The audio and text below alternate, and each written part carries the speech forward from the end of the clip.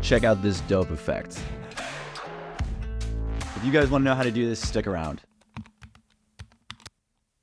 Dope. What's poppin', everybody? Welcome back to a brand new video. My name's Danny Matthews, and today we're gonna be talking about how to create this awesome reverse stabilization effect on your videos, or just stick text or any kind of graphic to anything in your videos. This is by far the most effective stabilizing motion that I've ever done. In After Effects, they have a bunch of different things where you can have like track motion and different ways to track objects where you can put to people or different locations in your films. And this one by far is the most effective. And to switch in different text or graphics into the object that you've already tracked, it makes it really easy and super smooth. Let's go ahead and jump into After Effects. What you're gonna do is go ahead and first have the clip that you want to do this effect to, where we're gonna have, in this one, we have my man is walking through with his cows, and we're gonna go ahead and track the text to his body. So what we did on here, and I'm gonna go ahead and show you the end result on this one, we can see that we track the text to him and it looks freaking amazing. Over here, we're gonna go ahead and start by just opening up your comp. And first, what we're gonna do is actually pre-comp your clip that you want. So come over here and just go to pre-compose, or you can hit Command or Control Shift C and go ahead and just come in here. We're gonna go ahead and rename this to our pre-compose.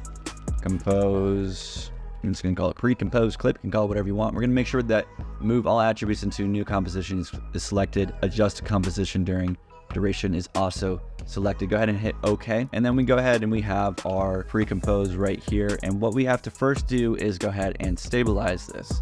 So the first step in this is stabilizing and going to Warp Stabilizer VFX and doing that.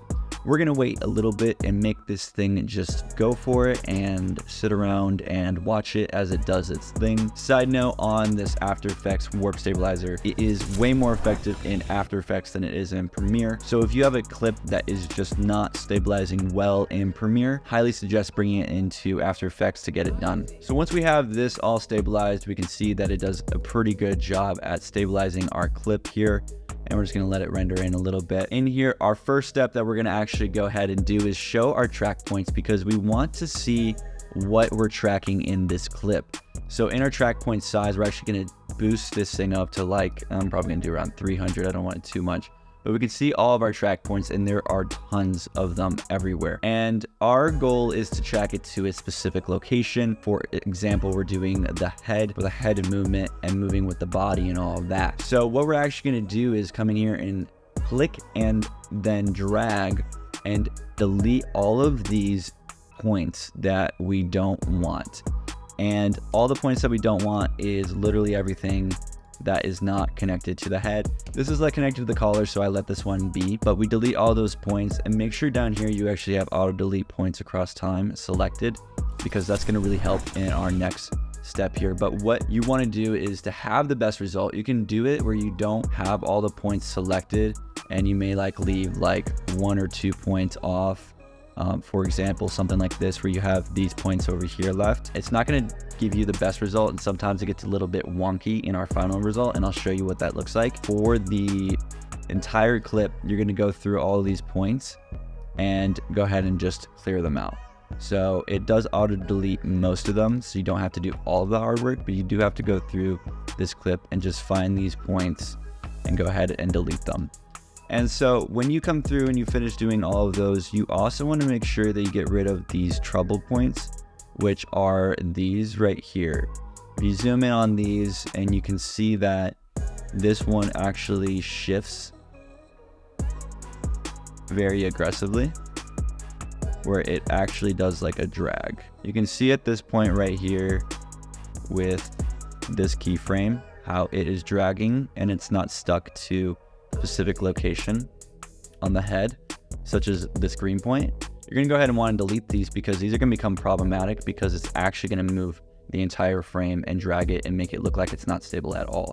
And so go ahead and just finish out all of these and get this thing to the next step. Once you're done tracking this, we're actually gonna go ahead and unselect our show track points, and we're gonna change some settings in here real quick to give you the best results for it. For no motion, come in here to subspace warp. We're actually gonna do position, scale, and rotation.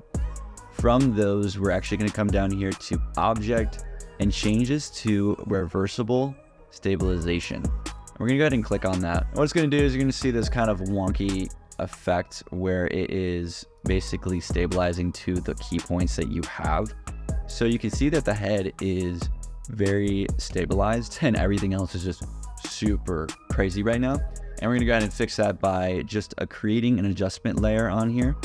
And in our adjustment layer, we're gonna actually come down to our warp stabilizer effect. We're gonna go ahead and copy this, Command C or Control C, and paste this into our adjustment layer, Control Command V, and it's gonna go ahead and give you a weird warning, or it says warp stabilizer analyzing only works on moving footage. Nobody cares. So we're actually gonna come down here and change this to reverse stabilization, and it's gonna get rid of that. And what it's gonna do is make it look like nothing ever happened. So we're right back here to our normal clip, and it is just chilling like it has always been. Chilling like a villain, one might say. So next what we're gonna do is actually whatever's in between these two, we're gonna create a little sandwich, and we're gonna go ahead and put our stuff here. So let's say, hello world, and go ahead and put our text in between this layer. And we're gonna go ahead and see the effect that we have going on here, and that it's all pretty much good to go. So when we hit playback on this, we can go see that it has stuck to the location of where we put it. And the cool thing about this is we can actually move this text wherever we want on the window here.